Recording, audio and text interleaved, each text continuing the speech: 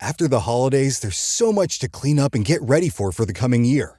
This leaves me exhausted and a lot of things falling off my to-do list. It's time to lock in, and Omaha Steaks delivers everything you crave to reset after the holidays. An order from them means having high-quality Omaha steaks on hand at all times. I'm a big meat lover myself, and I always go with medium rare. But there's also plenty of poultry and other options available. Omaha Steaks offers unrivaled quality and variety, and every bite is backed by their 100% guarantee. A family-owned company with over 100 years of expertise in the meat industry. Let Omaha Steaks deliver high-quality proteins right to your door. Visit omahasteaks.com for 50% off site-wide during their end-of-season sale. And for an extra $35 off, use promo code YUM at checkout. That's OMAHA steaks.com, promo code YUM. Terms apply. See site for details. Go to www.omahasteaks.com to get 50% off site-wide during their end-of-season sale. And use promo code YUM at checkout for an extra $35 off. Minimum purchase may apply. Thanks to Omaha Steaks for sponsoring us. If you're a podcast host, listen up, this one's for you. My name is Allie Jackson. I'm the host of Finding Mr. Height, a dating and relationship podcast that I've been doing for 4 years now, sharing my positive and practical approach to dating that's built on my own life experience. And I wanted to share another experience that I've had, my secret behind monetizing my show. It's called Red Circle, and I was just telling my colleague about how much I love their platform. With Red Circle, not only am I getting a seamless hosting experience, but I also love the support I receive in ad sales. It's not just typical ad sales either. It's targeted opportunities based on my show and my life. And the platform is super simple. You just set your preferences and Red Circle matches you with sponsors that align with your show. You can vet every opportunity and their platform gives you great analytics. More recently too, my Red Circle team has brought me opportunities outside of my podcast on social media to really augment the podcast partnerships, bring them full circle. I just can't recommend them enough. If you want to give it a try, go to redcircle.com to get your free trial. That's redcircle.com for a free trial. What is up, Buffalo Fanatics? Z-Bot here with you, live on the Buffalo Fanatics YouTube channel on a Victory Monday night. And that, of course, can only mean one thing. It is the smoke break. So good to have you in, fresh off the Bills' final ever regular season game at Ralph Wilson Stadium.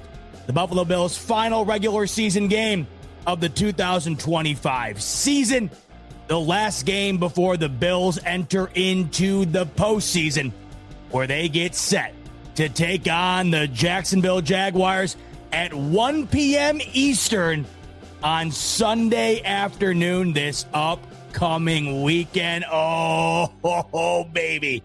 I cannot wait. So good to see you all as you pile in on the first Victory Monday of 2026, and let's hope it's not the last. Let's hope we have another Victory Monday next week, and one after that, and one after that, because if we do, that means our Buffalo Bills are off to Santa Clara to take on the NFC champion and play in Super Bowl 60. Hard to believe the regular season has already come to a close, folks. What a wild and turbulent year it was. When you look back on it, the Buffalo Bills just destroyed the New York Jets in a meaningless final game of the year. And that would give them their 12th victory of the 2025 season. And it's kind of crazy to think that these Buffalo Bills won 12 games this year when you think back on how we view them. It feels like it was a worse year than a 12-win season, does it not? But they all count the same, and regardless of how the Bills were able to obtain their victories, they won 12 nonetheless. Only a game worse than that of last year at 13-4. And it feels like the Bills are a worse version this year of their team last year. Now, I know they lost in the final week last year, resting their starters. They won this year, resting their starters in the final game. But really, the difference between the final record, quite marginal. And I think it's because when you look back on the losses they had this year, they were bad losses. You know, if I'm looking at the Bills in 2024, the losses they had early in the year, they felt bad, right? The loss to Baltimore was bad. The worst loss of the year was to the Houston Texans on the road. Bills did not play well at all. Josh Allen had his worst game of his season. They'd only go on to lose one more game, and that was to the LA Rams in an absolute shootout where they put up 40-plus points and just still couldn't find a way to win. This is why this year, despite losing just one more game than that of 2024, it's why this season feels worse. It's the losses that they had. A brutal loss to the Miami Dolphins, who that week had just fired their general manager. They get more than doubled up. You know, going into that game, nobody had owned a divisional opponent more than the Buffalo Bills had owned the Miami Dolphins since Josh Allen had become the quarterback, and they got destroyed. They never got off the bus. The loss on primetime football to the Atlanta Falcons was disgusting. Josh Allen was on his back the majority of the game. They turned the ball over. They couldn't score. It was a brutal outing against a team that wound up not making the postseason. The loss to the Houston Texans was a bad loss when you consider they were playing their backup quarterback in Davis Mills. They spotted him a massive lead in the first half. Offense couldn't do anything. You look back at that game, though, and Houston really hasn't skipped a beat since. Hard to think that that was a bad loss in terms of the opponent in which they lost to. It was a bad loss in which the way that they played. If you look at the way that they played, it was a bad loss. But the Houston Texans might be the best team in the AFC. I mean, I could hear an argument for it. Certainly there's arguments for several teams right now, but there is a plausible argument that because of that defense alone, they're the team to beat in the AFC playoffs. And, you know, you look at the Patriots loss, they end up being the 2 seed. I think that was the most quality loss of the season. Bills didn't play great in that game, but I just thought it was the one game outside of the Miami game where it just felt like the Bills really never showed up. The Patriots loss in week 5 felt like a game where they were just completely outplayed in the end. Or I shouldn't say that, not completely outplayed. They were, the other team just made a couple more crucial plays. The Bills did enough, it felt like, to win that football game, but the Patriots really made sure they weren't going to lose. Drake May and Stephon Diggs in that one made a couple of great plays. It felt like the only loss you walked away from where you were like, it wasn't the best performance, but it wasn't the worst performance either, and they still should have won, could have won.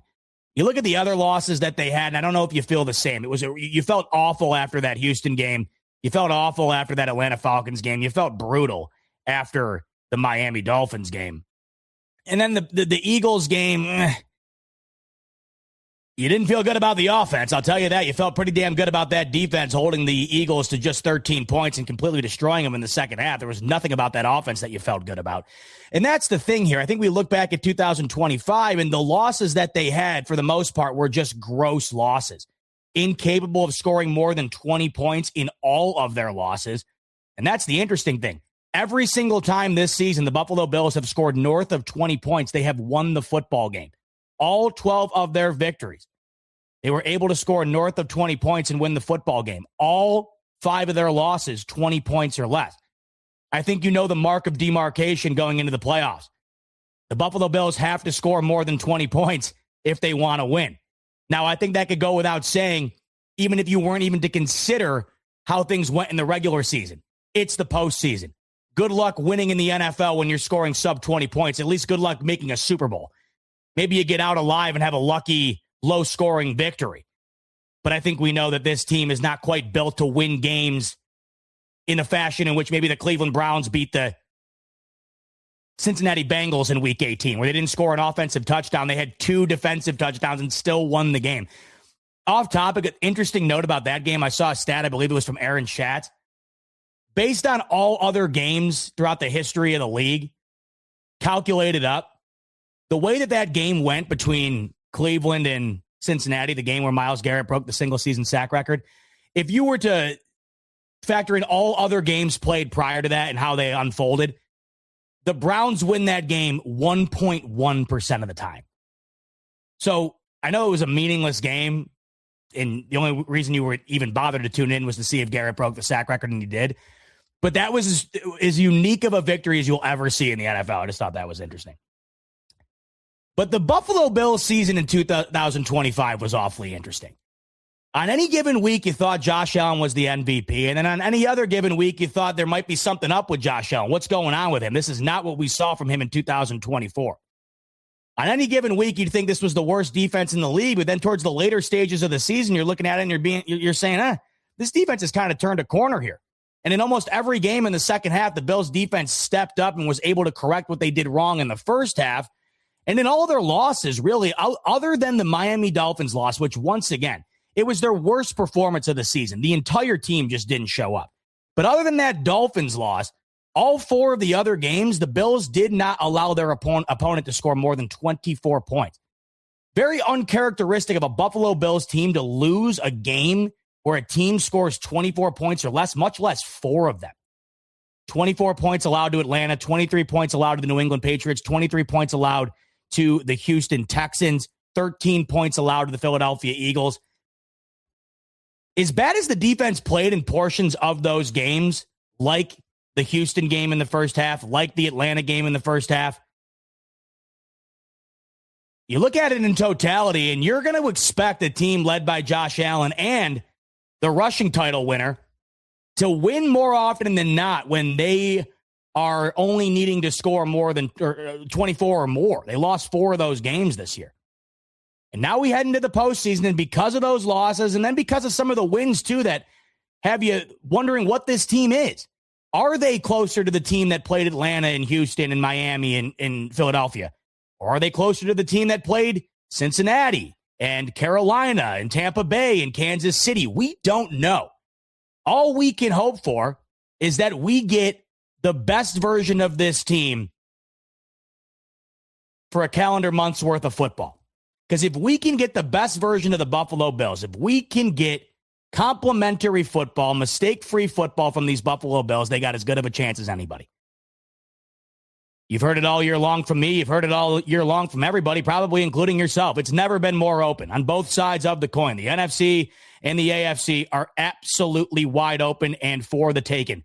It would not shock me if any of the teams in the remaining field, other than the Carolina Panthers and the Pittsburgh Steelers, it would not shock me if any other team made it to the Super Bowl. Wouldn't shock me in the slightest. And that goes for the Buffalo Bills, who I do think if they find a way to play their best football in the month of January, they can be knocking on the door just like every other team thinks that they can be if they end up playing their best football. The stage is officially set, by the way, for Wild Card Weekend. It's locked in. We're ready to go. If you haven't seen the schedule yet, it's a doozy, and it kicks off on Saturday afternoon at 4:30 p.m. Eastern, where the LA Rams take on the Carolina Panthers. That's the only game of the 6 that you look at, and you're just like, really? Because one team had to win the NFC South, and it was the Panthers by a technicality, quite literally. The Panthers backed into the postseason off of a tiebreaker between the Atlanta Falcons and the New Orleans Saints, or at least how that game went in Week 18. That's how they got in despite losing to Tampa Bay this past weekend. The LA Rams are a 10.5-point road favorite in a playoff game against the Carolina Panthers. All the other games are predicted to be within 1 score, and rightfully so. So I think that's why they scheduled that as the first one to kind of get it out of the way, because it's easily the worst. Saturday night, it's a bitter rivalry renewed. The oldest rivalry in the NFL and one of the best in sports. The Green Bay Packers on the road to take on Ben Johnson, Caleb Williams, and the Chicago Bears. That caps off the Saturday section of the wild card round.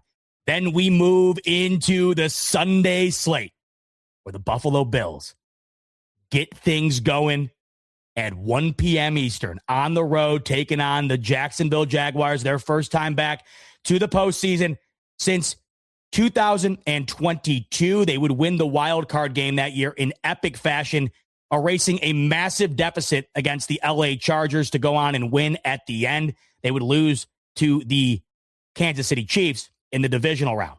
It's the only time Trevor Lawrence has made the postseason. Didn't make it prior, haven't made it since up until now. Obviously, the Buffalo Bills coming off of an AFC championship appearance where they lose by 3 points to Kansas City, looking to avenge that, and we'll be diving into that all week long. After the Bills-Jaguars game Sunday at 1, it's Niners-Eagles, 4:30 p.m. Eastern in Philadelphia. Looking forward to that one. What is Philadelphia? They do not feel like they are the team that went to the postseason last year and utterly dominated on their way to a prolific Super Bowl victory in which they made the Chiefs look like a shell of themselves for 60 minutes. I'm not overly confident in the Philadelphia Eagles' ability to be able to repeat or even get close to it. In fact, I think that the Eagles could be on upset watch here. San Francisco did not play well against Seattle, and that's because that Seattle defense is giving the Houston Texans a run for their money for the best defense in the NFL crown. Scored just a measly 3 points, couldn't get in the end zone. Eagles defense is good, but they're not Seattle defense good. And that Eagles offense is just not good at this current moment. It's just not. You saw what it was against Buffalo. Jalen Hurts didn't complete a pass in the second half. It's what makes that loss just so much more sickening. Didn't complete a pass. Would they have 17 total yards of offense in the second half? 49ers defense, however, is a sieve, so we'll see what ends up prevailing there, but I could see San Francisco winning that game. Sunday night football, and it's the LA Chargers on the road against the New England Patriots. Drake May's first ever postseason game. It's at home. It's under the lights. Justin Herbert does not have a playoff resume that he'd write home to mom about, but his head coach does. And it'll be interesting to see how that game goes. I think it's going to be closer than meets the eye. I know the Chargers are banged up, their offensive line in particular, and Herbert's been banged up towards the end of the year. It's an interesting game. I think if you had to make me bet on it, I would take the Patriots to win outright. But I do think that that is a matchup that might be going under the radar. I don't think that the New England Patriots are etched in stone to win this game. I think if you're going to be a 2 seed, the last thing you'd want to do is draw Jim Harbaugh and Justin Herbert. I mean, I know they're not world beaters. They're not Andy Reid and Patrick Mahomes, but typically when you're the 2 seed drawing a 7 seed, you're getting a lesser quality opponent than I think what the Chargers are. This isn't the most ideal draw for the New England Patriots. You know, last year, for instance, the Bills draw the Bo Nix-led Broncos. Good defense, but that was Bo Nix's first ever postseason game on the road. You know, that's just a tough spot to be in, and it resulted in such. They scored on their first drive. They wouldn't score again. I'm interested in that one. If the Chargers find a way to upset the Patriots, by the way, it's the only way that miraculously, against all odds, the Buffalo Bills could potentially play yet another home game at the Ralph before it's all said and done. With the Bills being the 6th seed, the only possible way they can play one more game inside of Ralph Wilson Stadium is if the Chargers go on a run. And that would be the AFC Championship, in which the 6th seed Buffalo Bills would host the 7th seed LA Chargers. Could you imagine that story, folks? Everyone, including myself, has already convinced themselves that we've seen the last game ever played in that stadium. And we probably have. But could you imagine that story? It's one you couldn't script. That would be something else. One last game at the Ralph, defying all odds, and it's a game in which you win and you go to the Super Bowl. Don't see it happening, but hey, you're saying there's a chance. I am. And then the Monday nighter to cap off wild card weekend, and it's the best defense in the NFL and the Houston Texans on the road taking on the AFC North champion. And folks, it's the team that I would not have predicted to be the AFC North champion. It is the Pittsburgh Steelers.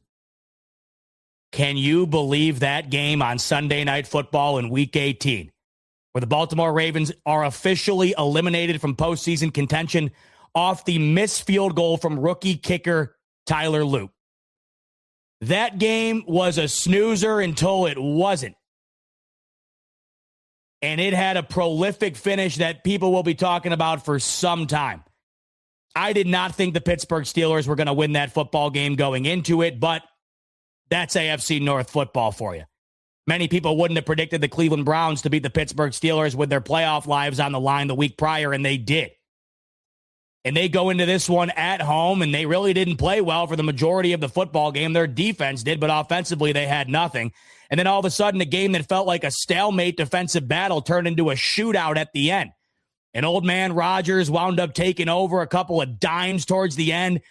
An incredible couple of throws to get them the lead. They lost the lead. They get the lead back. A couple of massive defensive gaffes by the Pittsburgh Steelers that will allow Lamar Jackson to hit a wide open Zay Flowers not once but twice for 2 massive touchdowns.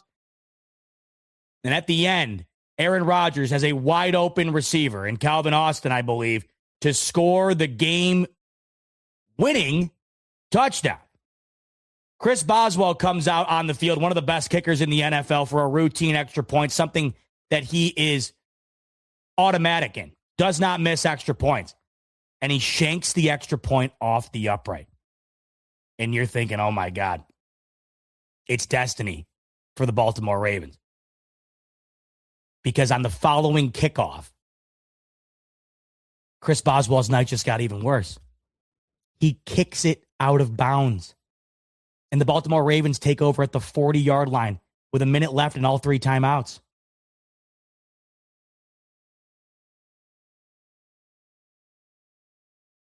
Oh, wait, maybe did he kick it out of bounds, or was it return? No, I think it was a good return, actually, now that I think about it. It was a good return, regardless. I think it was a good return. The Ravens start off with incredible field position off the kickoff. And within an instant, they're in field goal range. So much so that they would even use their last play to position themselves in the middle of the field for Tyler Loop to come out. Well, it was a return. Yeah, at first I thought it was an out-of-bounds kick, and then I remembered the kickoff. So, yeah, it was a great return by Baltimore to get them set up. And they were set up. 44-yard field goal for the rookie kicker. Man, what a great spot to be in. What a really tough spot to be in. A rookie on the line who takes over for one of the greatest kickers in NFL history in Justin Tuck. Or, no, I'm sorry. Not Justin Tuck. Justin Tucker. Thinking of the former New York Giant. So Tyler Loop takes over for one of the best kickers in NFL history, Justin Tucker. And he's given an unbelievable moment here that can go one of 2 ways. You kick this one through the uprights, and you're a legend in Baltimore. You miss it, and the weight of the seasoned failures falls on your shoulders. And the dreaded words that Buffalo Bills fans are all too familiar with wound up being uttered by Mike Tirico when Tyler Loop kicks the ball and it goes wide right. 26 Pittsburgh, 24 Baltimore. Pittsburgh wins the division. Pittsburgh solidifies the 4 seed. Aaron Rodgers lives to see one more game, and they will take on the Houston Texans on Monday Night Football. Now, I look at that game, and I have a tough time thinking that the Houston Texans lose. I think it's the best defense in football. But I saw a stat that I found to be real interesting, and obviously, does it really matter? No, but, context nonetheless. This game's on Monday Night Football, and it's in Pittsburgh. Mike Tomlin has a 22-4 record all-time on Monday Night Football. That is insane. The Steelers are also a home underdog, 3-point dog. Mike Tomlin is also an incredible coach when he is a home dog.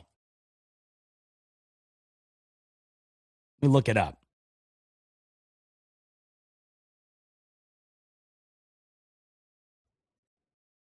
As a home underdog against the spread, Mike Tomlin is 21-7-3. So in 31 games as an underdog at home, Mike Tomlin is either covered or pushed on the spread in 24 of the 31 games. He's also won 19 of 12 straight up. That's pretty impressive. I have a tough time seeing how the Steelers score against the Texans defense. Josh Allen could barely complete a pass against that Texans defense. I just don't see how Aaron Rodgers at 41 years old who can't move is going to be able to find a way to put up more than 14 points in that game. That feels like a game in which the Pittsburgh Steelers defense is going to have to will them to victory. And they could. You know, the Houston Texans offense is nothing special. I think they've been playing a bit better as of late, but it's outside. You know, they're used to playing in a dome. It's going to be in Pittsburgh. It's probably going to be, 25-ish degrees? Interesting. And how incredible would it be to have the Texans defense bounced in round one should the Bills be able to find a way to advance? Stage is set, and this is the best time of the year, folks. It does not get better. Thursday night, college football playoff semifinal game 1. Friday night, college football semifinal game 2. Saturday, 2 wild card games. Sunday, 3 wild card games. Monday night, the 6th and final wild card playoff game. This is the best weekend. This is the best week of football of the year. And all we can hope is that our Buffalo Bills deliver on the best football weekend of the year. The Bills open up as a slight favorite, as we talked about on the post-game show on Sunday afternoon against the Jacksonville Jaguars. The Bills open up as a 1.5-point favorite. Interesting. Would I be slighted by that if I'm Liam Cohen and the Jags? Would I be offended by that if I'm Liam Cohen and the Jags? Yes. The Jaguars should be favored in this game. The Bills are favored for one reason and one reason only, and you know the answer. It's 2 words. Both the words could be a first name. Josh Allen. You plug in any other quarterback in that situation other than Patrick Mahomes, and the Bills are a road dog in this game. But because of Josh Allen, the Bills are viewed as a slight favorite in a game in which they have no business being a favorite in. They're the worst seed. It's on the road. They had a worse season than Jacksonville. And frankly, they're not as good of a team collectively as Jacksonville. If you ever wanted the perfect example as to how much Josh Allen means to the football team and how much he swings the perception of how games go, look no further than the line in the Bills-Jaguars wildcard game. Because Josh Allen is the sole reason as to why they are favored on the road against a team that they're not as good as, against a team that they are the 3 seed to their 6 seed. And here it starts, right? Buff JD. I'm saying the Bills have no business being favored in this football game. You don't know football. Well, I appreciate you stopping in, Buff. Glad to have you in. Glad you're watching. If I don't know football, I don't know why you'd watch me.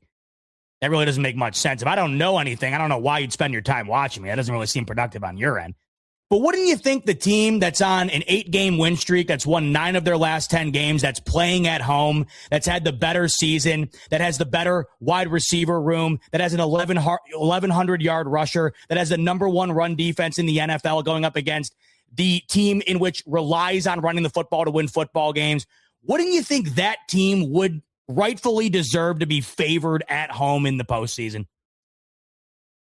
It's no slight at the Bills. It's just reality. It's just a fact. It's pretty remarkable that the Buffalo Bills are favored to win this football game.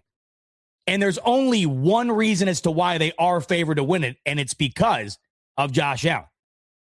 You know, Buff's saying, who have they beat? Look at the numbers. I understand that. We've been saying this about everybody all year long.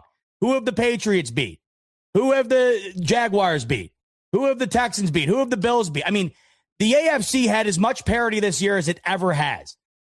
So you can really make this argument about any team. And I keep seeing it about the New England Patriots. They've had the worst strength of schedule, like literally ever. One of the worst of all time. But look, at all this stuff doesn't matter anymore. We're in the postseason now. That season's done, and this is a new season. This is why wouldn't shock me in the slightest if the Buffalo Bills go in there and win that football game. But it also wouldn't shock me if they went in there and lost the game. And you're saying to me, well, who have they played? Well, they played the Denver Broncos, who are the number 1 seed in the AFC, and they absolutely destroyed them. They beat the Denver Broncos in a way nobody really has all year long. They destroyed them. The Bills don't have a quality win like that all year long. Buffalo Bills got some great wins, but they didn't manhandle a top-tier team all year long. And no, the Carolina Panthers don't count.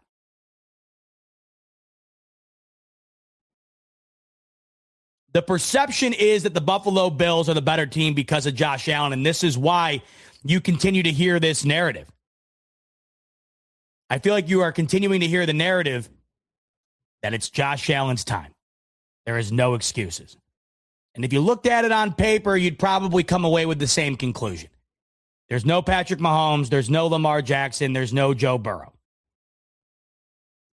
But these teams are better than being advertised. I think that the Jacksonville Jaguars are the most complete team in the AFC going into the postseason. They have a top defense, and they have a really solid offense with an 1,100-yard rusher, 3 really good wide receivers. Trevor Lawrence is playing the best football of his career. It's a good football team. It's a well-rounded football team. And I do think there's an argument that it is the best football team in the AFC right now. The Texans have the best defense in the NFL, but that might not be the best team in the AFC or the NFL. I don't think anybody's overwhelmingly threatened by the Houston Texans offense. Denver Broncos, it's the exact same argument. Pittsburgh, nobody's threatened by them at all. And then New England. It's a good football team, but as we've talked about, who have they played? Well, we're about to find out. And same with the Chargers. Very up and down, topsy-turvy year with a lot of injuries thrown in the mix.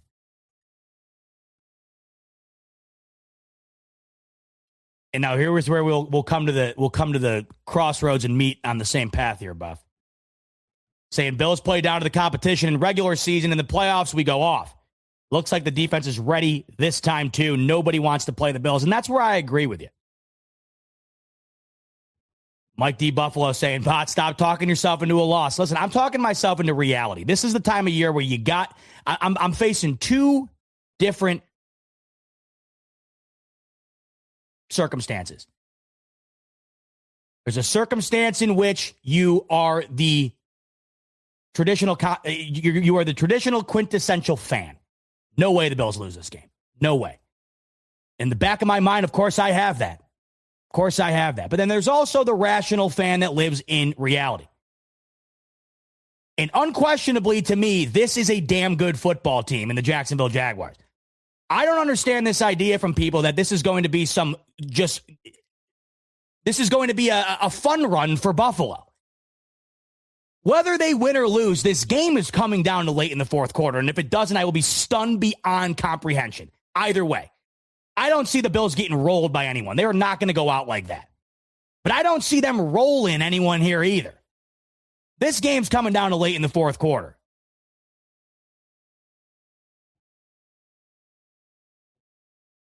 Mike saying, you're nervous. We get it. I'm nervous as hell. I'm nervous as hell. Beyond nervous. It's why I coined this week as the best, worst week of the year.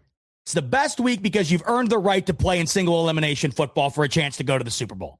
It's the best time of the year. There is nothing better as a sports fan than single elimination do-or-die games in which if you lose, you go home. If you win, you advance towards the title. This is what sports is all about. It's what you live for as a fan. You watch every single snap of every single game for months, from September all the way to January, to earn the right to watch these games. And it either all ends in a blissful reality in which you never even experienced before, or it ends in absolute heartbreak in which you've experienced time and time again. It's the best time of the year. It's the worst time of the year for both of those 2 reasons. Unfortunately for us, it's resulted in the worst time of the year time and time again. But the reason why it's the best time of the year is because we hope each and every time we get back to this time of the year that it results in the best possible outcome. And maybe it could. And is there the best chance the Bills have had for it to become that outcome? Perhaps. Perhaps it is. Because I do believe it is anyone's title for the taking. The Bills have lost 1 playoff game outside of Josh Allen's. You got to count it. I can't, I've been doing this. I got to stop doing this, where I just don't count Josh Allen's first playoff game. You got to count it. They should have won that damn game in overtime. I still get pissed about that game. The Bills weren't going to win the Super Bowl that year, but I still get pissed about that Texans loss. The Bills have only lost 2 playoff games outside of the Kansas City Chiefs losses. One was in overtime, and one was the worst playoff game they've ever played. Ever. I mean, they legitimately didn't show up, and I don't want to give them excuses, and I won't. But there's something to be said. You know, it was the DeMar Hamlin year, the Stephon Diggs drama.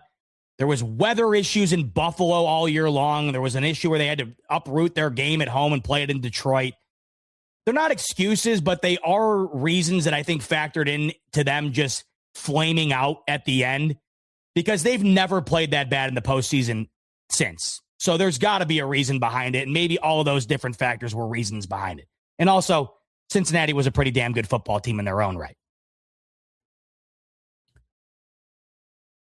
The Chiefs are done. They're gone. And where the Bills have struggled mightily in the postseason, obviously, is against the Chiefs. But the one place that they've struggled the most is defensively, where they allow the Chiefs to score 30-plus points nearly every single time they've played them in the postseason. In fact, I think it has been every time they've played them in the postseason.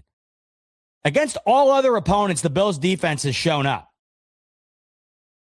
Denver last year, right?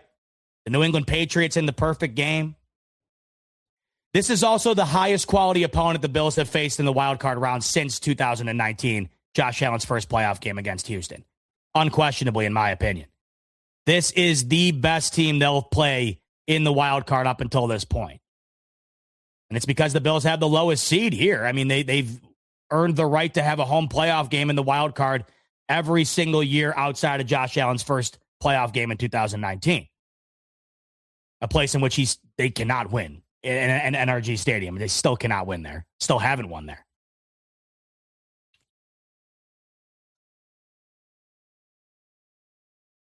I like to savor in this time of year and soak it in. You don't know how many more cracks you're going to get. You don't know how many more swings you're going to get. You don't know how many more chances to go up to the plate and let it fly that you're going to get.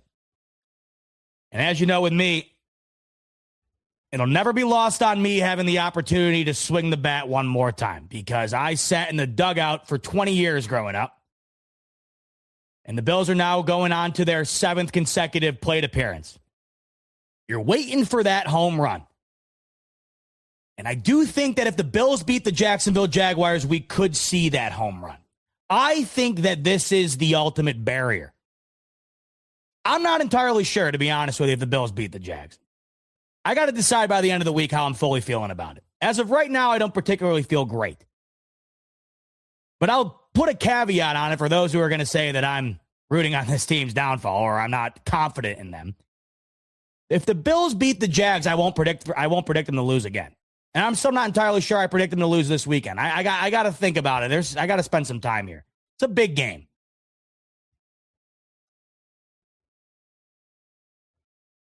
I won't predict them to lose again. I think this is the ultimate litmus test. I say what you want. It's just Jacksonville, whatever. You got to put some respect on the Jags here. Historically, they're a forgotten franchise, and they have not been good since drafting Trevor Lawrence. They've been very mediocre. Liam Cohen has turned this team around. They are humming. They are humming. 9 of the last 10 in the W column, 8 straight. I don't care who it's against. The Bills lost to the Falcons. The Bills lost to the Dolphins. You still got to play the game and win. And they've done that 8 straight weeks going into the postseason. And there's factors involved with this team that have to have you come to the reality that they are a damn good team. They have the number 1 run defense in the NFL. Did you know they haven't allowed a single rusher this entire season to crack 75 yards in a game? Franchise record, 85 yards allowed per game on the ground. By far the best in the NFL. They have 3 really respectable wide receivers. They don't have a single receiver that's a JSN or a Puka or a Chase. But have you seen what Parker Washington's been doing for that team recently? Probably the most underrated wide receiver in the NFL. Brian Thomas Jr.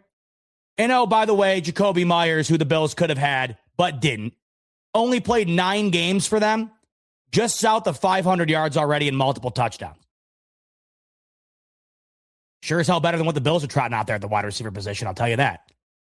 And then Travis Etienne has had maybe the quietest 1,100-yard year you'll ever see. He only ran for more than 100 yards, I believe, twice all season. But he's consistently putting up decent numbers. He doesn't go off like a Derrick Henry or a Bijan Robinson. It's not his type of game. And as I'm confirming here, yes, he's only had 2 games where he's gone for north of 100 yards. Back in week 1 and week 4. That's it. But consistently, he gives you those 70 to 80-yard games, and that's resulted in 1,100 yards on the ground and 7 touchdowns. And then if we're looking at Trevor Lawrence, this is the best year of his career. Drafted back in 2021, this is Trevor Lawrence's 5th year in the NFL, and he has just south of his best passer rating of his career, the most touchdowns thrown of his career, and north of 4,000 yards on the year. He is susceptible to turning the ball over. However, he has eradicated that from his game. Ever since the Cardinals game back on November 23rd, in which he threw 3 interceptions, Trevor Lawrence over the next 6 games has only thrown 1 interception. That's it. The last 6 games, 1 interception, and it was against the Colts in a victory. He's playing the best football of his career. And oh, by the way, over that time span,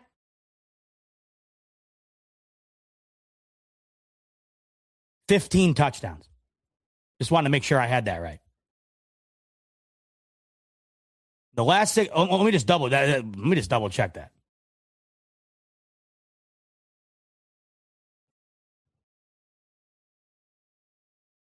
Yeah. 15-1 touchdown ratio in the last 6 weeks. Chevy's saying, what teams did he play, though? I get it. And I'm not arguing that they played this gauntlet of a schedule, because they certainly didn't. The Titans, the Colts, the Jets, the Colts again, the Titans. I get it. But that Broncos game's lying within there, and that can't be overlooked. He had 279 yards, 3 touchdowns, no picks, and 115 passer rating in that game where they blew out Denver, the 1 seed. If that Denver game wasn't in the mix of those 6 games, I would probably sit here and say, this could be fraudulent. But when you're humming, you're humming. And they didn't skip a beat against the number 1 seed in the NFL. There's a plausible argument, though, to who they've played. They have played a very weak back end of the year here. Once again, you got to play the games. And even if you're playing weak teams, it doesn't ultimately result in prolific play. A 15-1 touchdown ratio over 6 weeks is prolific.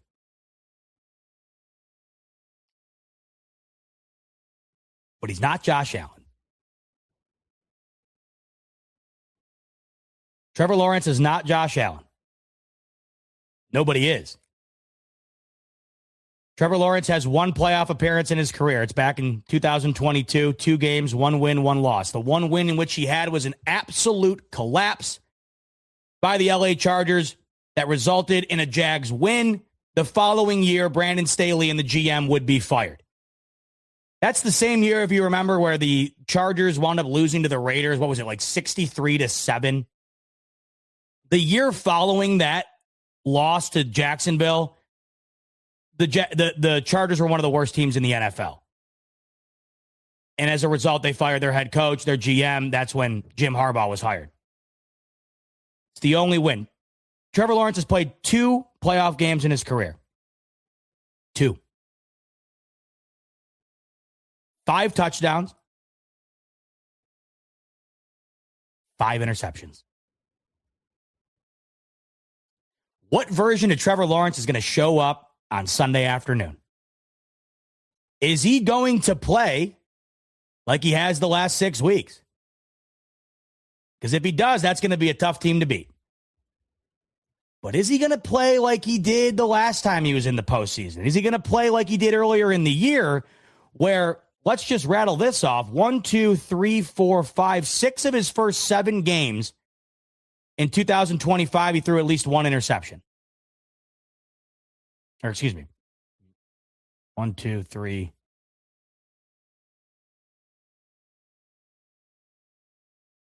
4 of his first 5 games, I beg your pardon. 4 of his first 5 games, he threw an interception. And they started off the year slow.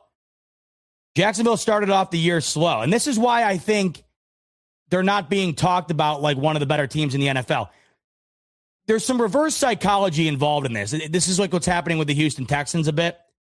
If you just were to reverse the year, because the Jags started the year off far worse than they began the year. They started off the season with losses to Seattle, losses to Cincinnati, right? Blown out by the Rams. But they finished the year 9-1. And I think if they were to have started the year 9-1, you would think about them a lot differently. Because you don't look at that the way the records end up falling out. Still had 13 wins.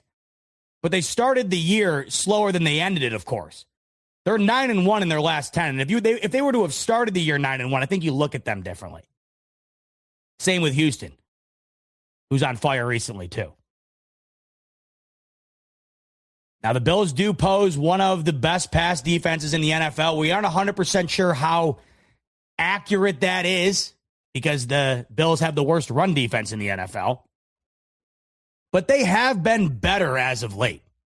They really have.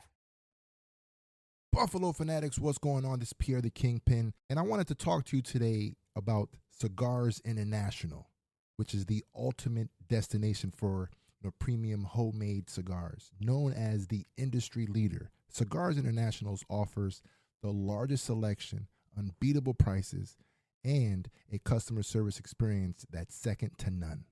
Whether you're new to cigars or a seasoned vet, Cigars International makes enjoying cigars easy, approachable, and fun. Cigars International is the go-to retailer for all things cigars, with the biggest selection of premium homemade cigars available anywhere.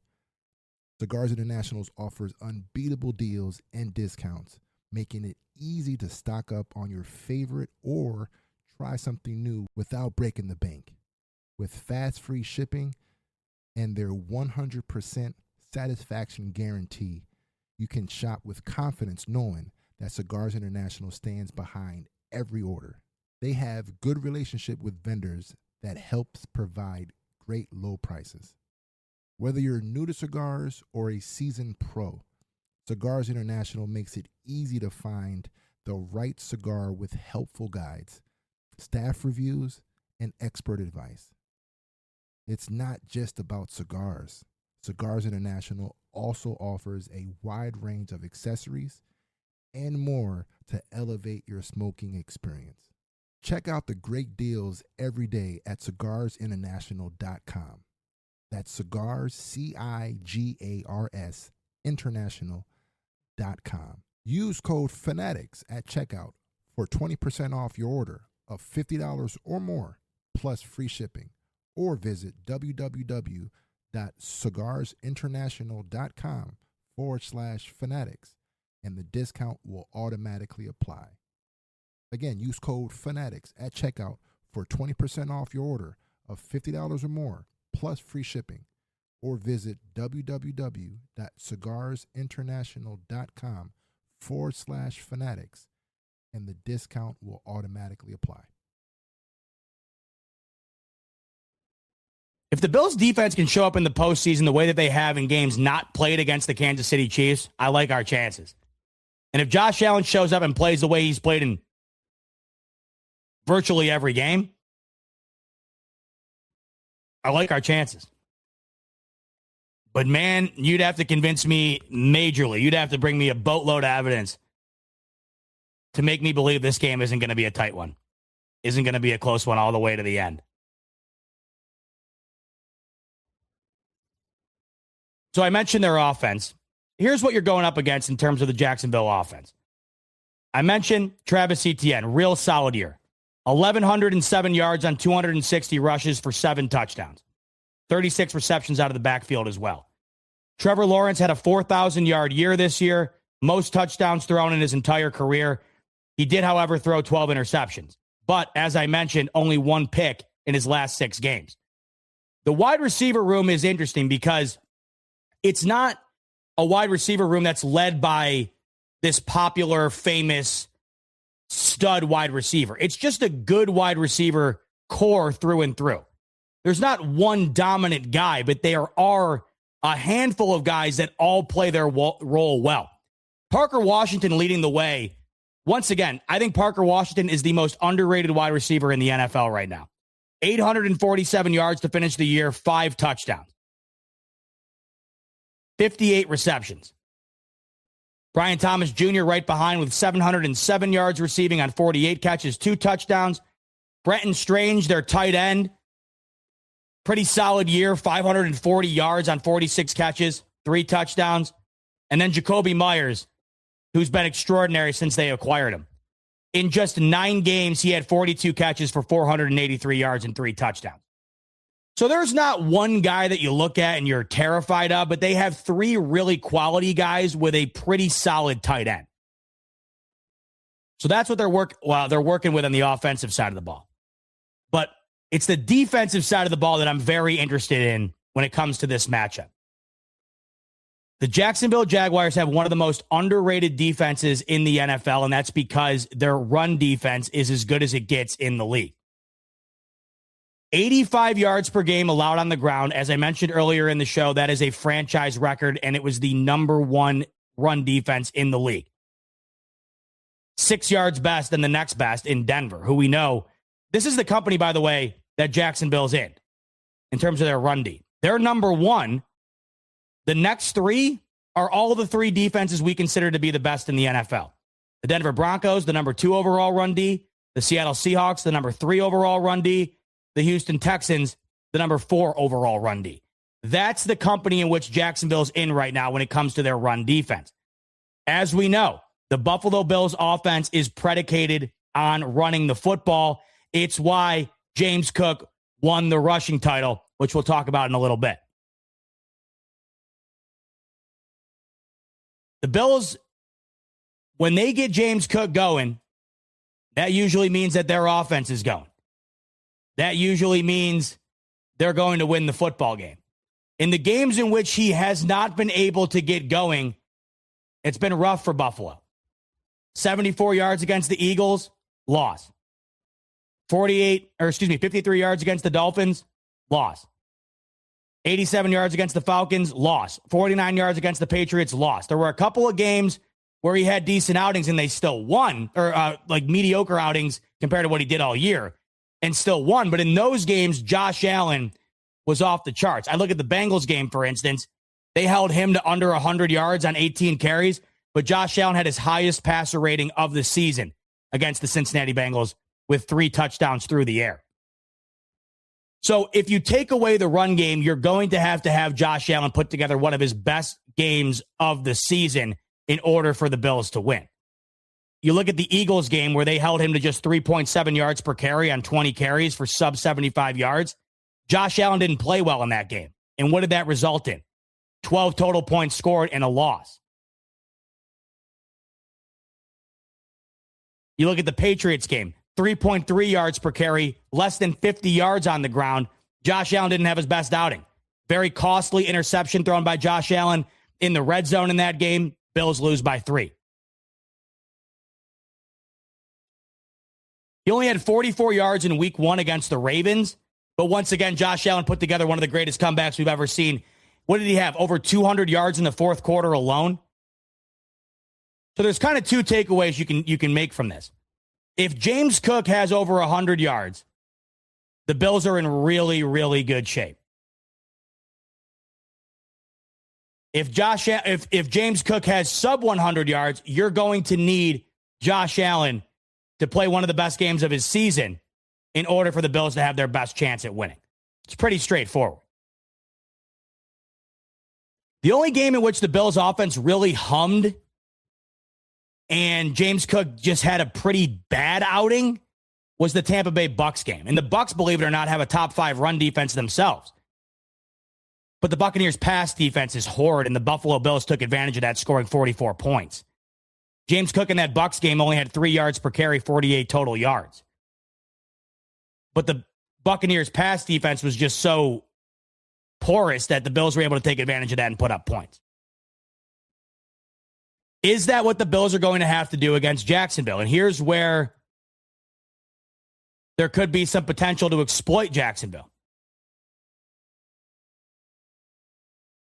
The Jags have one of the worst defenses in the league when it comes to defending the tight ends. And if there's one thing outside of Josh Allen and James Cook that I think the Bills have to rely on the most in order to advance in the postseason, it is Dalton Kincaid.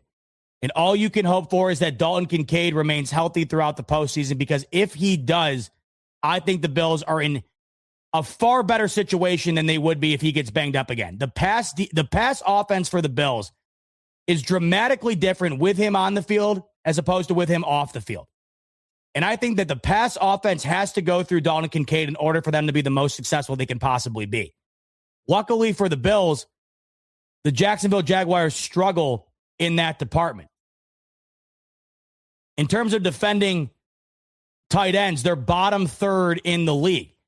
And just to give you a comparison there, in regard to what that might look like in other games the Bills have played this year, a team similar to that output, the Cincinnati Bengals.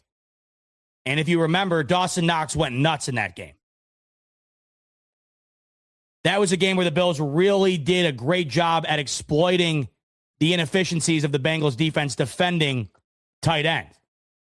Dalton Kincaid also had 4 for 41 and a touchdown in that game too. I believe in the Bengals game, Jackson Hawes had a touchdown, Dawson Knox had a touchdown, and Dalton Kincaid had a touchdown.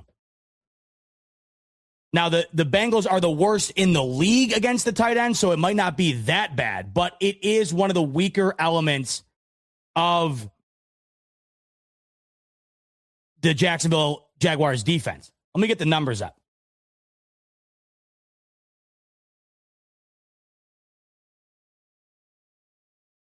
Because I think this is going to be a big emphasis for Joe Brady, Josh Allen in this offense. So if we're looking at receptions per game, the Jags were towards the bottom of the league in receptions allowed to tight ends, over 6 receptions allowed to tight ends per game. In terms of yards allowed to tight ends per game, the Jaguars were in the bottom 10 in that regard as well. They were also bottom 10 in the league in terms of touchdowns allowed per game to tight ends. I do think that's going to be a major emphasis for this team. And I was glad to see Dalton Kincaid go out and get some reps against the Jets early in that game in Week 18. You saw Mitch Trubisky go to him a few times early. He's going to be so crucial. He's going to be so crucial for the Buffalo Bills offense, as is Dawson Knox. Give Dawson Knox his flowers. He has had a great back half to the season here. After the drafting of Dalton Kincaid, I think Dawson Knox has gotten forgotten a little bit. But in the back half of the season here, he's really stepped up. Just had a touchdown against the Jets, a $200,000 touchdown at that. He hit his yards incentive and his touchdown incentive for the season. He was huge against the Patriots. He had 2 touchdowns in that unbelievable comeback. The Bills are very heavily focused on using their tight ends. It's why I think the pass offense has been noticeably weaker without Kincaid on the field.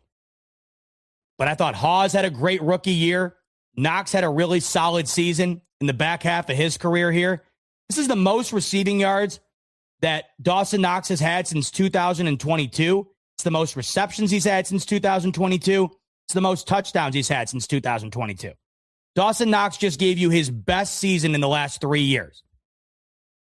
And then Dalton Kincaid, when healthy, you saw the strides this year. When he was out on the field and healthy, you saw the strides. You saw the impact he had. Early in the year, when he was fully healthy, he had a touchdown in 3 of the Bills' first 4 games. And he had at least 4 receptions in 3 straight games to start the year. Now, we know he's been banged up throughout the season. But you got to think this is the healthiest you're going to have him. He got some burn against the Jets, and he's going to be ready to go. He's had time to heal up, barely played against the Jets. This is going to be the fullest version of Dalton Kincaid we've had in a bit. And they're going to need him. They're going to need him. They're going to need Knox.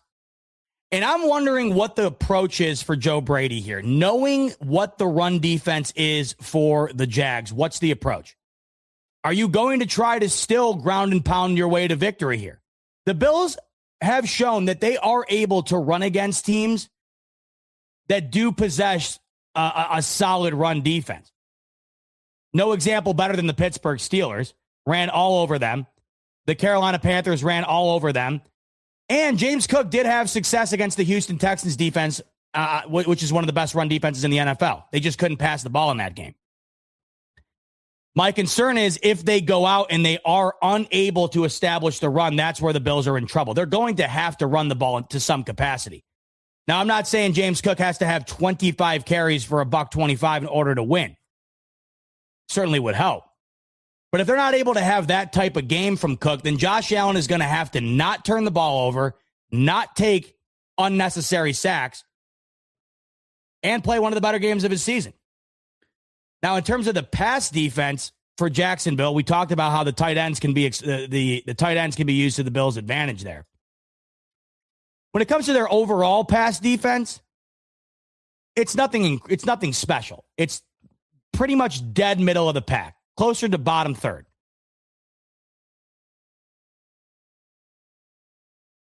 So you got to think that this is going to be maybe a more Josh Allen-oriented game than a James Cook-oriented game.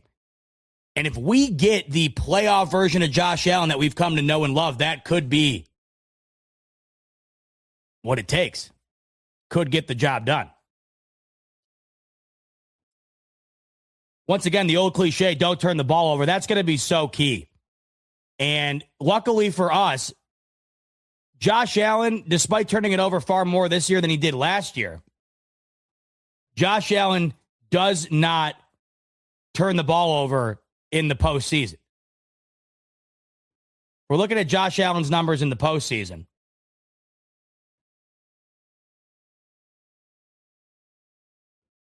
They're prolific, as you know. But the one thing that I think stands out the most is the fact that he just doesn't turn the ball over.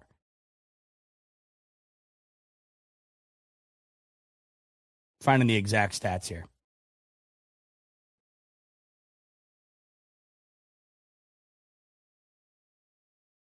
So in 13, I believe, let's see.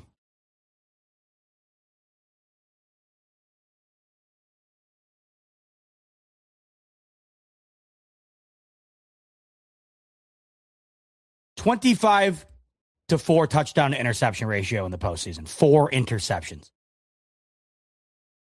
That's it. 4 interceptions. It's unbelievable. In 13 playoff games, 4 interceptions for Josh Allen. So not quite a full season's worth of football, but closer to it than not. 4 picks to 25 touchdowns. And he hasn't thrown a pick in 3 consecutive playoff games. To take it a step further, in his last 6 postseason games, 1 interception for Josh Allen. Actually, no, I got that reversed. I apologize. It's even better. He hasn't thrown an interception in his last 5 playoff games. I beg your pardon. I had it reversed. Allen has not thrown an interception in his last 5 playoff games. The last interception he threw in the postseason was against the Bengals in a game in which nobody played well. The whole team didn't show up. That was the last time Josh Allen threw a pick in the postseason. 5 straight postseason games with no picks. And in that time, 8 touchdowns through the air, not including anything he did on the ground. It's unbelievable. In fact, let's factor in the ground as well. Last 5 playoff games, including the rushing stats, 13 total touchdowns for Josh Allen, 1 interception. That's the Josh Allen we're going to need to show up on Sunday and throughout January.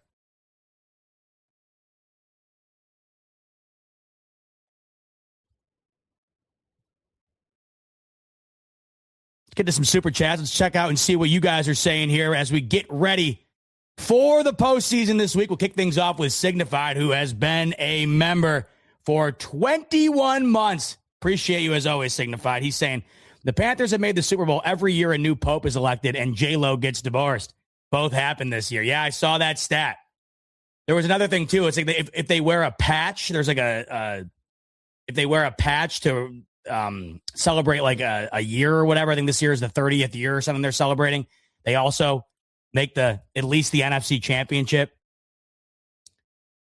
Look, the Rams already lost to the Panthers once this year, and I think they got in the red zone once that entire game. They had a couple of bombs that went their way, and they won in the end. I just, for the life of me, cannot see them beating LA twice. That would be nuts. But if history repeats itself, new pope, J-Lo gets divorced, that equals the Panthers playing in the Super Bowl, so maybe that's who the Bills will end up facing if things continue down that track. The Kinger, Jeff King, saying, "Bot, your points are all factual and correct. However, my friend, I'm the biggest pessimist you will ever meet, but we got this, my man." Jeff King feeling confident despite his pessimism. He's all in. He's got the Bills beating the Jags, and I love it. And I love to hear that from a fellow pessimist. That's good to hear. He's feeling confident. Once again, my confidence level is so varied. It's like I do think that they could beat any team. I think they could lose to any team. And once again, I think outside of the Steelers and the Panthers, I feel like every team in the entire postseason, all 12 other teams could say the same thing. But I'm loving the confidence level, Kinger. Loving it, baby. Signified back in. It's really crazy to think New England would be the 1 seed if they didn't lose to the Raiders. How about that? So many shoulda, coulda, woulda moments throughout the year here. If the Falcons didn't lose to the Jets earlier in the year, they would have won the NFC South. They would have been playing the Rams instead of the Panthers. If the Bills would have beaten the Patriots back in week 5 and didn't lose by 3, they would have been the 2 seed. If Tyler Loop makes that field goal last night, they would have been the 4 seed. I mean, there's just so many of these moments, but this one's crazy because the Patriots did lose to the Raiders to begin the year, and the Raiders wound up finishing as the worst team in football and have solidified the number 1 overall pick in the 2026 draft. Buff saying, "I love you, Bot, but I disagree about us not being the best team." As you remember, me and Buff were going at it a little bit earlier. He's saying, "We just have not played 4 quarters of full football. If we play 3 quarters, nobody can compete. Only the Bills can beat the Bills. Congrats on being a dad." Thank you, Buff. I appreciate it. And want to reemphasize a little friendly banter earlier. I wasn't coming at you when I said, I asked you why you tuning into me if I don't know anything. That question it's still a fair question, I guess. But I appreciate the super chat, and I agree with you here. But here's the key. There's a word in there that I think needs to be in all caps, and it's the word if. If. Yeah, well, if Josh Allen completes a wide-open 2-point conversion to Khalil Shakir, the Bills are playing the Steelers this week, and you wouldn't hear me utter any word beyond full confidence. You wouldn't hear me say a single thing other than being fully confident in the Bills' ability to win that game. If the Bills beat the New England Patriots in week 5, like I said, and they put together a full game, then they'd be the 2 seed. If they were to have beaten the Miami Dolphins, who they were a touchdown favorite against, they'd have a higher seed. They'd have a home playoff game. My problem with if is it factors in conclusions that are not based in reality. They're not grounded in reality. There's a lot of ifs. Every team's got ifs. Every fan base has ifs. Our lives are surrounded by ifs. If I did this, then this would have resulted in this. If I didn't do this, it would have resulted in this. If. The thing of it is, Buff, is that a lot of these ifs that you're discussing here in particular are not playing 4 quarters of football. The Bills have not done that routinely all year long. Look at all the games in which the Bills did not put together 4 complete quarters of football. The list is far longer than the games in which they did put together 4 quarters of complete football. It took a full half off against the Pittsburgh Steelers. It took a full half off against the New England Patriots.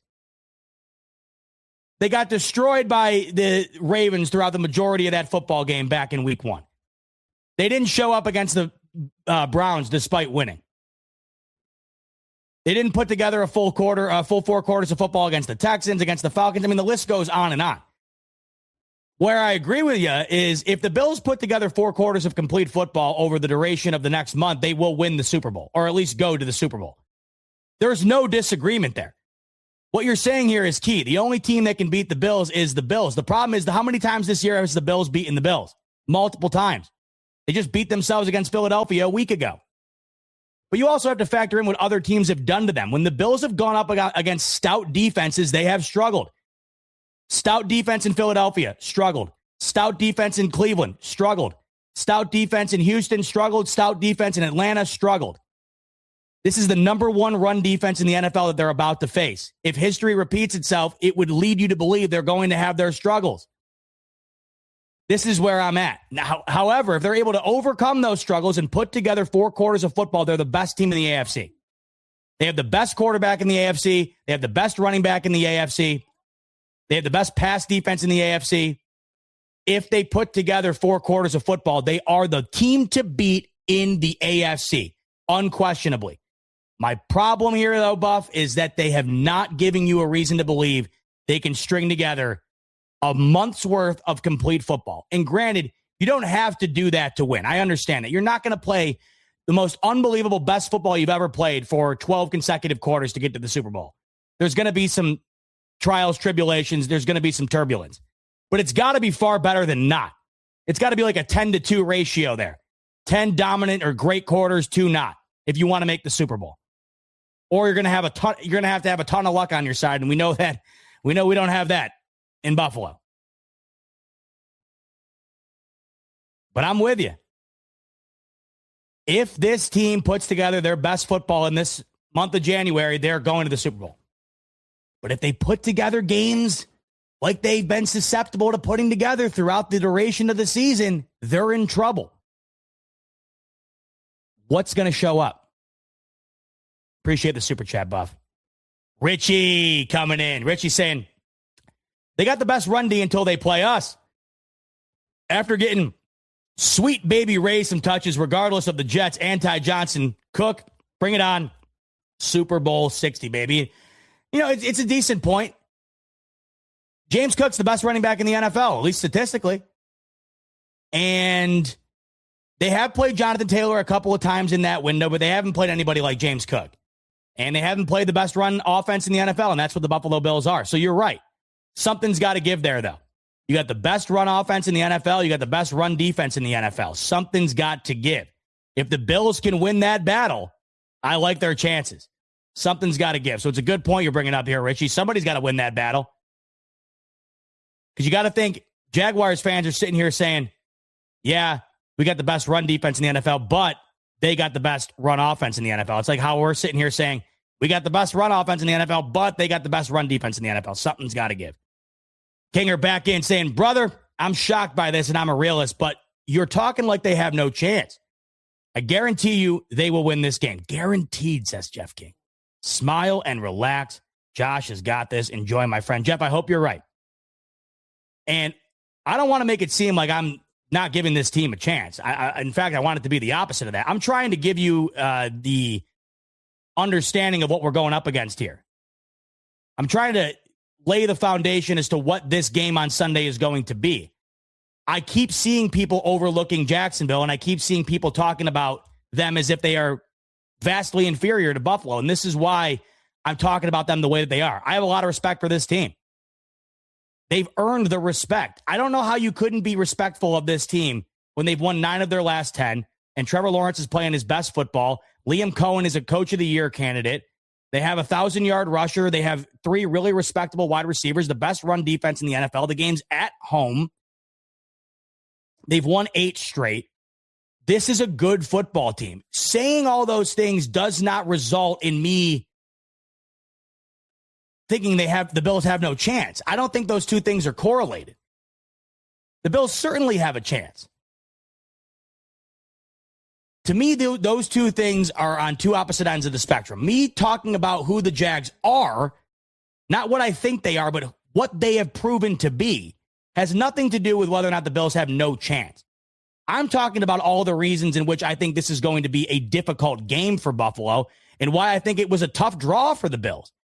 I would have rather have played New England, and I sure as hell would have rather have played the Pittsburgh Steelers. I am still egregiously upset that either A, the Colts weren't able to get it done yesterday in order to propel the Bills to the 5 seed, and even more so upset that they weren't able, the Bills that is, to convert the 2-point conversion against Philadelphia that would have given them the 5 seed. I'm loving the confidence. And I wish I had as much as you did. Maybe I will by the end of the week. Got to let time go on here.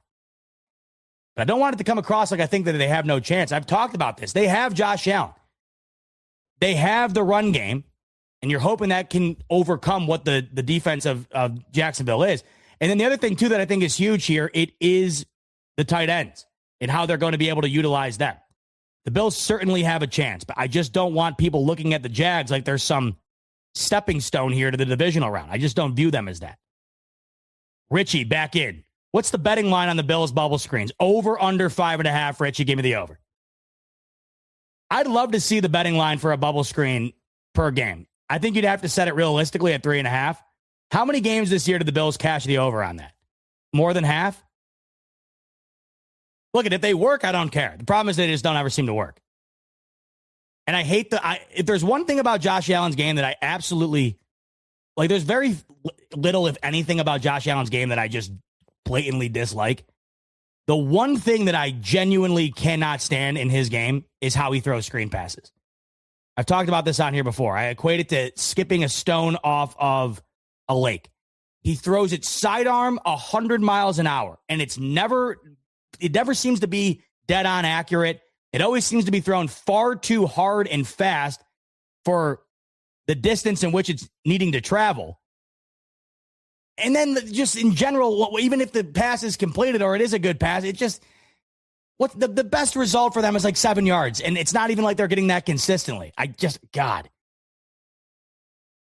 I hate the bubble screen. More screens to James Cook, please. If we're going to run screens, let's get a little creative with it. Instead of Josh Allen snapping it and whipping the stone off the river to Khalil Shakir. Dakota, I was at the game last night. I was shocked. No Hawes jerseys in the stadium or the store. Well, we got to get on that. So if you want a Jackson Hawes jersey, you got to go and get on NFL Shop, I guess, and get a custom one.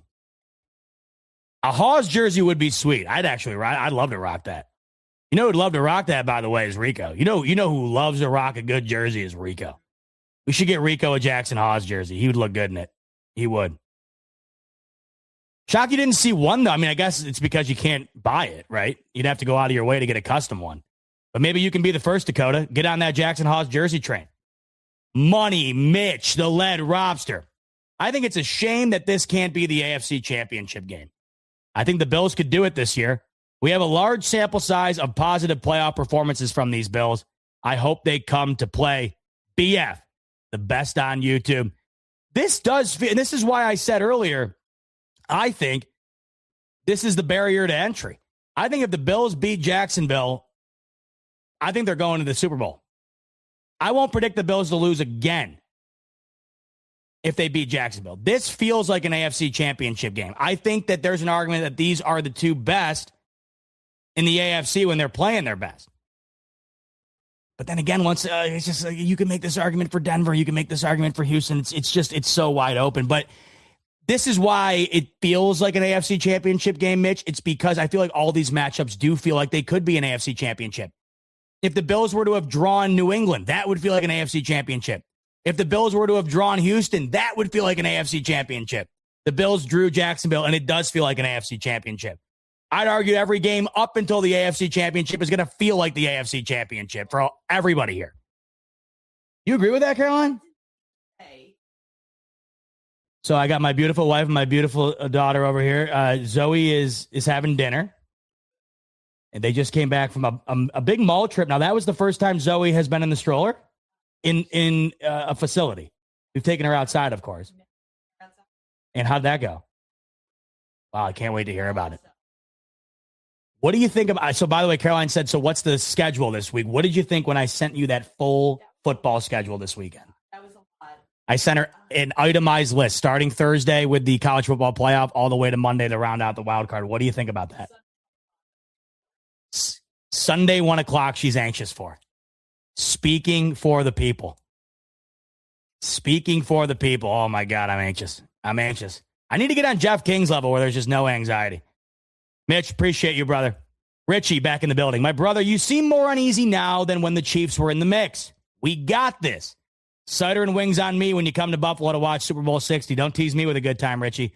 look, it's not that maybe I am a bit more easy than when the Chiefs were in the mix. Why? Because this isn't the best version of Buffalo. When the Chiefs were in the mix, it felt like it was the best version of Buffalo. Last year with Josh Allen winning the MVP, that felt like one of the best versions of Buffalo. Back in the 13-second game, that felt like the best version of Buffalo. This doesn't feel like the best version of Buffalo. But then again, the Chiefs aren't in the mix, and all these teams don't feel like they're the best version of the NFL.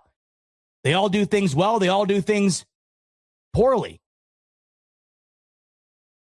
I would argue that every single fan base right now is uneasy. I don't know how you couldn't be.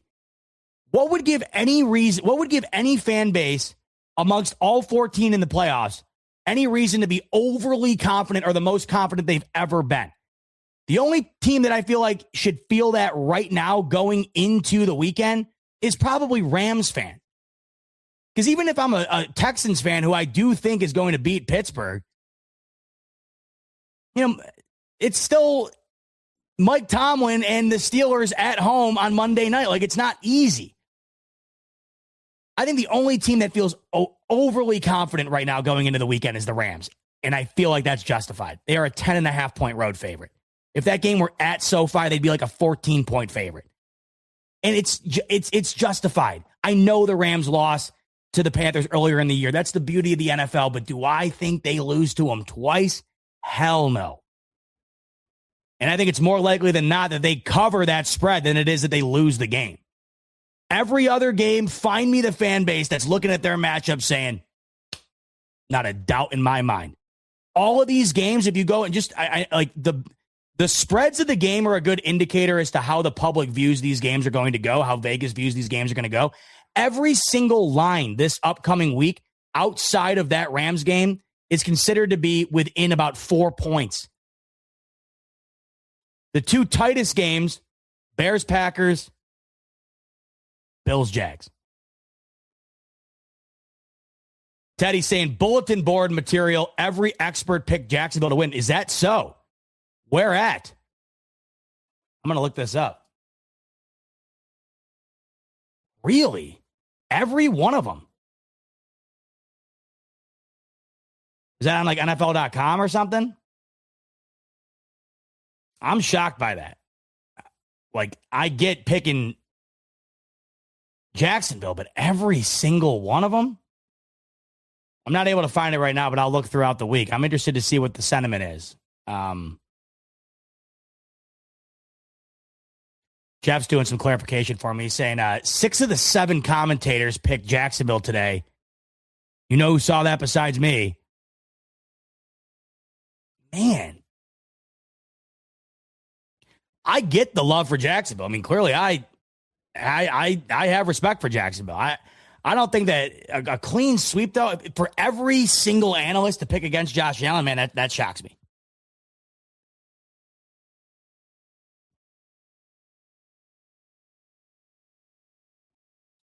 Zulu saying Trubisky looked better than Allen. Well, I think we'd all look pretty good against that Jets D. Hats off to Trubisky, though. Yeah, he balled out. Ray Davis balled out. That was great. Trubisky went nuts. It was like 22 of 29 with 4 touchdowns. It was amazing. But if you are an NFL quarterback playing against the Jets in Week 18 who are begging to lose that game so they can have a better draft pick, chances are you're gonna have an opportunity to go off. And Mitch Trubisky took advantage of that opportunity. If Josh Allen was playing in that game, and say the 1 seed was on the line in that game, and they had to win, and Josh Allen had to play every snap, if they wanted to, Allen could have probably had 500 yards and 7 touchdowns. I would have loved to have seen a world where that game mattered a lot for Buffalo and Allen had to play as hard as he possibly could for 60 minutes.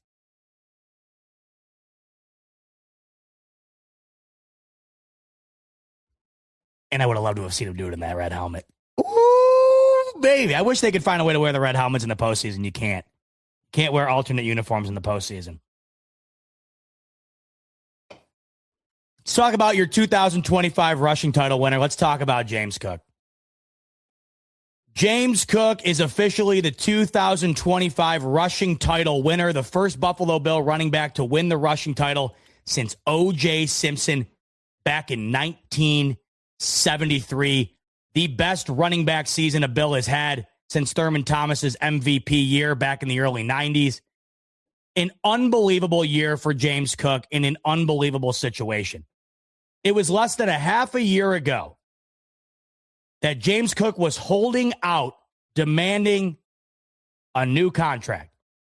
And there was a large portion of the fan base, a large portion of analysts saying, I don't think that Buffalo should put a ton of money on the table here.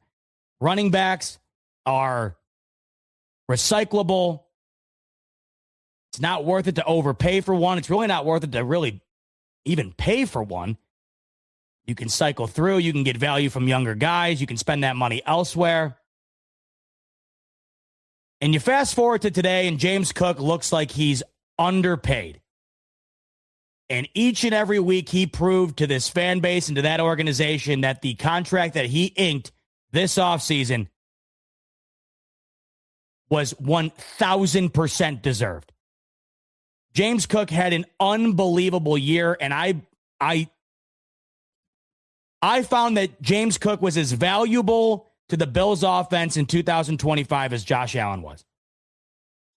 Because when James Cook had himself a day, the Buffalo Bills had themselves a day. When James Cook was balling, the Bills were winning. Josh Allen's the best in the world right now, in my opinion. But I think if you remove James Cook from that offense this past year, what does it look like? And I got to tell you, I have no desire to know.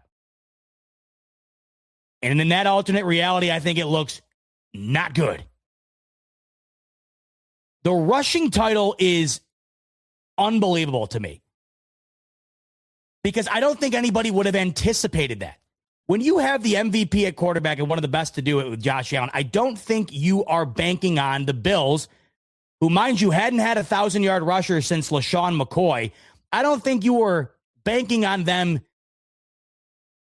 winning games through the ground in a fashion in which would lead that running back to have the best stats in the league. I mean, just a couple of years ago, it would have felt like you would have given it a snowball's chance in hell that the Bills would end up having a running back winning the rushing title during Josh Allen's tenure. And now you have James Cook with 3 consecutive 1,000-yard years and back-to-back years where he has 12-plus touchdowns on the ground. He averaged the most yards per carry he averaged in his entire career, and a sizable bump in attempts, which goes to show you how much more they put on his plate and how much more they relied upon on him in 2025. James Cook had 102 more rushing attempts in 2025 than he did the season prior. That is a huge uptick. It wasn't like they just gave him a couple more carries to justify the contract. They gave him 102 more carries than the season prior, and that was because they needed to do that. The Bills' offense needed James Cook to be as good as he was in order for them to have the season that they did. 102 more carries than the season prior is crazy, and that resulted in more than 600 additional yards than the season prior. I cannot believe Derrick Henry did not steal the rushing title from him on Sunday Night Football. He had north of 110 yards at half, and he needed 153 to win the rushing title, and he finished with 126. John Harbaugh has some questions to answer. Took the ball out of Derrick Henry's hands in the second half. He was on pace for over 200 rushing yards, and they took the ball away from him, and they lost the football game. But hey, Buffalo fans are singing the praises of John Harbaugh today. That led to James Cook solidifying the first rushing title for a Buffalo Bills running back in 50 years. Over that. Unbelievable. Tip of the cap to James Cook on an unbelievable, historic, as Caroline loves, season. Does not get much better, and all we can hope is that that translates into prolific postseason ball. They're going to need it from James Cook if they want to go the distance. But shout out to James Cook. It was a rough offseason. He got what he deserved, and he proved that what he wound up getting was beyond fair. And we'll just put it like that. Money Mitch will round us out this evening saying James Cook did not deserve his contract. He deserves more.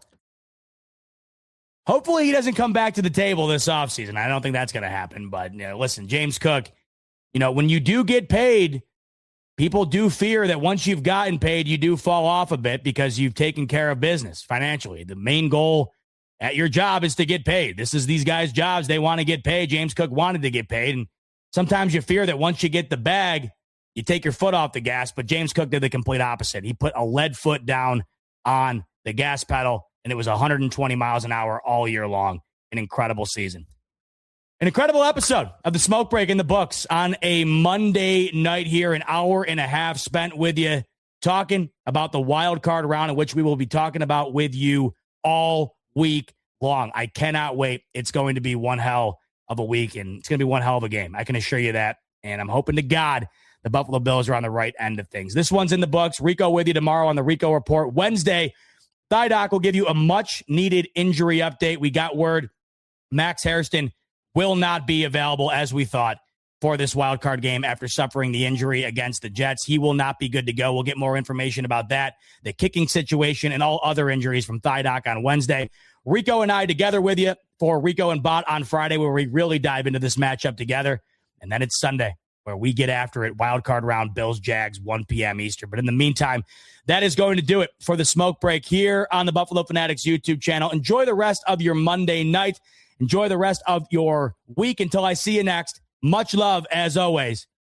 And before I sign off, Zoe, who wants to let you know about our friends over at Sleeper. Zoe just reminded me about our friends over at Sleeper, and I'm glad she did, because they are going to have you set up for an even more awesome week of incredible football.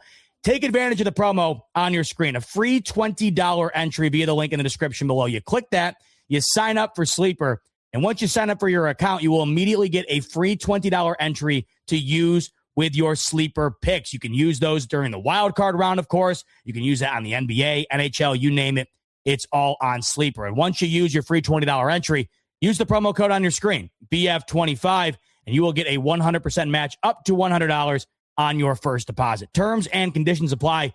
See Sleeper terms of use for details. Currently available in over 25 states. Check out Sleeper via the link in the description below. All right, can't wait to see you later in the week. Much love again, as always, and go Bills. Studies show that 100% of everybody in the world wants to curl up indoors and do nothing because it's so darn cold out there. That's why many people are turning to Bombas, whose pillowy plush slippers and warm merino wool socks have been said to be the most comfortable in the history of feet. Bombas products have been found to boost coziness by up to 1,000,000%. Okay, enough fake statistics, but could Bombas socks and slippers really be the cure? Go to bombas.com/audio and use code AUDIO for 20% off your first purchase. That's BOMBAS.com and use code AUDIO.